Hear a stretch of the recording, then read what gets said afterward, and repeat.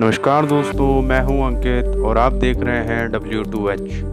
दोस्तों, गंगा नदी के बारे में हम सभी जानते हैं आध्यात्मिक रूप से ये नदी कितनी ज़्यादा महत्वपूर्ण है। लेकिन आज हम गंगा नदी को एक अलग नज़रिए से देखेंगे। आज हम गंगा नदी को साइंस के एंगल से देखेंगे। दोस्तों, इसके लिए हमें चलना होगा आज से 124 साल पहले, यानी कि 1896 में, जब हमारे देश में अंग्रेज़ों का राज था।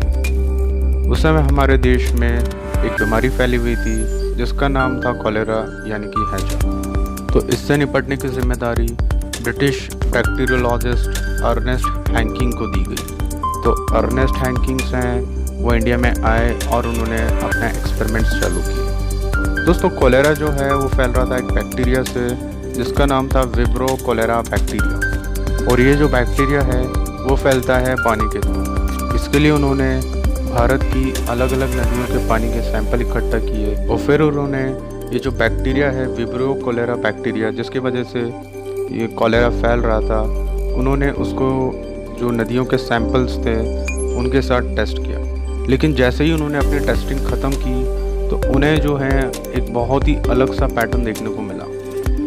उन्होंने ये देखा कि ये जो बैक्टीरिया है ये नदियों के पानी के सैंपल में सर्वाइव कर रहा था, लेकिन जब भी वो इस बैक्टीरिया को गंगा नदी के पानी के सैंपल में डालते थे, वो जो बैक्टीरिया था वो मर जाता था। उन्होंने अपने एक्सपेरिमेंट्स को अलग अलग कंडीशंस में रिपीट किया और उन्होंने हर बार ये देखा कि वो जो बैक्टीरिया था वो गंगा नदी के पानी में मर जाता था और जो बाकी नदियों के पानी के सैंपल्स थे उसमें ये जो बैक्टीरिया था वो सर्वाइव करता था। उन्होंने अपने एक्सपेरिमेंट को आगे बढ़ाया और ये पता लगाने की कोशिश की कि ऐसा हो क्यों रहा था। तो उन्होंने ये पता लगाया कि गंगा नदी के पानी में एक वायरस था जो इस बैक्टीरिया को मार रहा था, और उस वायरस को बोला गया बैक्टीरियोफेज या बैक्टीरिया ईटर। पर दोस्तों, यहाँ पर एक सवाल उठता है कि ये जो वायरस है ये गंगा नदी के पानी में आया कहाँ से, और ये सिर्फ गंगा नदी के पानी में ही क्यों आया। तो दोस्तों, इसका जवाब हमें मिलता है गंगा नदी के स्रोत में, जहाँ से गंगा नदी निकलती है। गंगा नदी निकलती है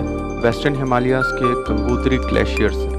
जो साइंटिस्ट कम्युनिटी है उनका ये कहना है कि ये जो वायरस है वो आज से करोड़ों साल पहले जो वो ग्लेशियर है गंगोत्री ग्लेशियर उसमें ट्रैप हो गया होगा। और चूंकि ग्लेशियर्स में जो टेम्परेचर रहता है वो बहुत कम होता है, इसकी वजह से ये जो वायरस है ये इतने टाइम तक प्रिजर्व रहा, और उसी ग्लेशियर से ये जो वायरस है ये गंगा नदी के पानी में मिल जाता है। तो दोस्तों, इसी वायरस की वजह से मिलती है गंगा नदी को अपनी एंटी बैक्टीरियल प्रॉपर्टीज़। लेकिन दोस्तों, आज की बात अलग है।